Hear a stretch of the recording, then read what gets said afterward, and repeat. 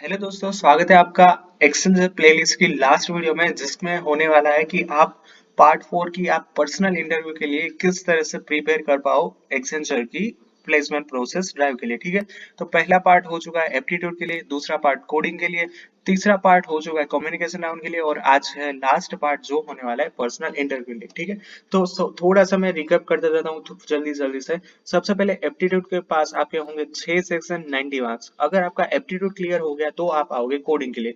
Coding में होंगे दो क्वेश्चंस 45 मार्क्स। अगर आपने कोडिंग राउंड क्लियर कर दिया तो फिर आप आओगे कम्युनिकेशन राउंड के लिए। कम्युनिकेशन राउंड उसमें कुछ भी मतलब एलिमिनेशन राउंड नहीं होगा, उसके मार्क्स काउंट होंगे। ठीक है, तो ये होता है कंप्यूटर बेस्ड टेस्ट, और उसके बाद आएगा आपका पर्सनल इंटरव्यू का email.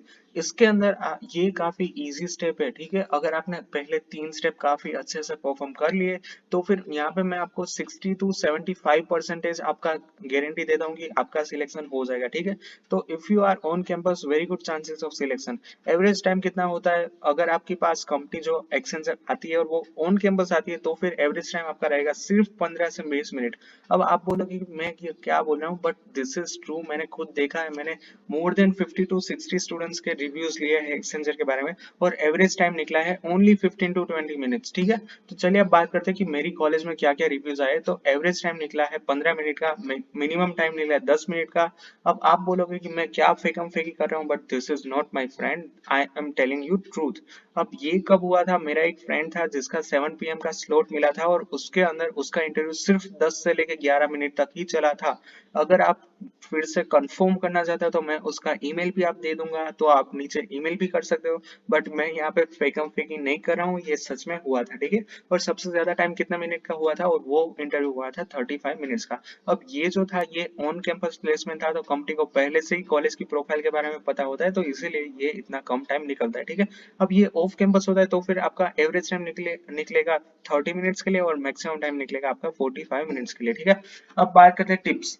Resume is most most most MP. आपका जितना अच्छा रिज्यूमे होगा उतने आपके अच्छे परसेंट हो जाएंगे चांसेस के। ठीक है, सिलेक्शन के 100% श्योर अबाउट इट। अब ये क्या लिखा है कि अगर आप रिज्यूमे में कुछ भी लिखते हो तो आप उसके बारे में 100% श्योर होने चाहिए। यहाँ पे आपको कुछ भी गलत नहीं दिखना है, कुछ भी आपको फेकम फेकी नहीं करनी है रिज्यूमे के अंदर। जितना भी आपने किया होगा उतना ही आपको लिखना है। ठीक है, right only things you did. जैसे कि मैंने बोला कि आपने जो कुछ भी सर्टिफिकेशन कोर्स किया, आपके पास जो भी एक्सपीरियंस है, इंटर्नशिप है, उतना ही लिखिए और सही लिखिए, कुछ भी गलत उसमें मत लिखना। ठीक है, don't lie in resume and short and simple. आपका रिज्यूमे शॉर्ट एंड सिंपल होना चाहिए। उसके ऊपर मैं अलग से वीडियो बना दूंगा, यहाँ पे सिर्फ इतना ही कहना चाहता हूँ कि कुछ भी एक्स्ट्रा नहीं डालना है, डिजाइन ज्यादा नहीं करना है, अट्रैक्टिव नहीं बनाना है, शॉर्ट एंड सिंपल रखना है। ठीक है, पॉइंट टू पॉइंट होना चाहिए। सबसे पहले बेसिक डिटेल, आपके पास क्या नॉलेज है, टेक्निकल नॉलेज, आपने क्या क्या सीखा है, इंटर्नशिप किया है, कितनी मतलब इंटर्नशिप की है, प्रोजेक्ट कितने किए, दैट्स इट। ऑलराइट, कुछ भी एक्स्ट्रा कुछ नहीं करना है। ठीक है, अब बात करते हैं क्वेश्चंस। सबसे पहले बात करेंगे टेक्निकल क्वेश्चन। सबसे ज्यादा क्वेश्चंस आएंगे कि आपके प्रोजेक्ट में से, प्रोजेक्ट में आपने क्या किया था, कितने टीम मेंबर थे, आपका कंट्रीब्यूशन क्या रहा था, प्रोजेक्ट में कौन सी टेक्नोलॉजी थी।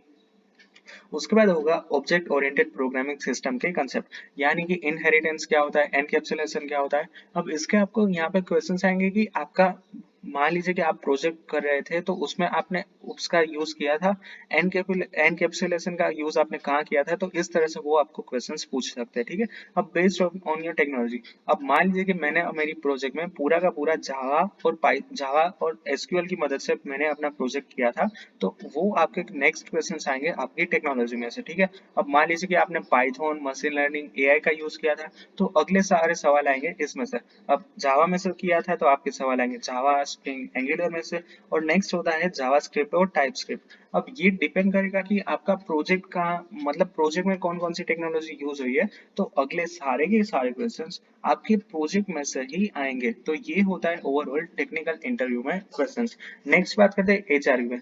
अब एचआर में इसमें इतना ज्यादा डिफिकल्ट नहीं रहता है, वो आपको डेफिनेटली पहले तो देखेंगे कि if you perform well in technical, HR आपको सिर्फ 2 से 3 क्वेश्चन ही पूछने वाले हैं, और वो भी very very basic and FAQs, यानी कि frequently asked questions in interview. जैसे कि टेल मी अबाउट योरसेल्फ, आपको क्यों एक्सेंचर में आना है, आपके पास मतलब क्या स्कोप है, दैट्स इट। ये होता है एचआर। बट ये मैंने क्या बोला कि आपका अगर टेक्निकल अच्छा रहा है तभी ऐसा हो पाएगा, ठीक है।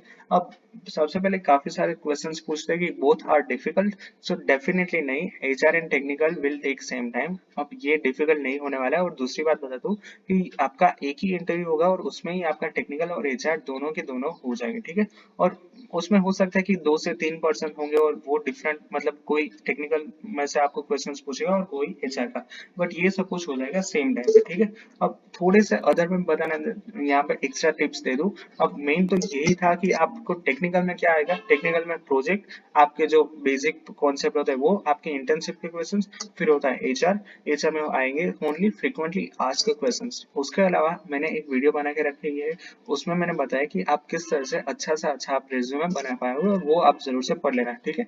इसके अलावा आपको कुछ भी नीचे मैंने एक वेबसाइट की लिंक दे रखी है जिसमें मैंने पूरा का पूरा रिज्यूमे का फॉर्मेट भी आपको दिखा दिया है, तो वो भी आप जरूर से एक बार पढ़ लेना, ठीक है। So that's it for today's video. I hope आज का आपका जो वीडियो है वो आपको पसंद आया होगा, और अगर आपको वीडियो रिलेटेड कुछ भी डाउट हो तो आप नीचे कमेंट में जरूर से पूछ लेना, ठीक है। Thank you.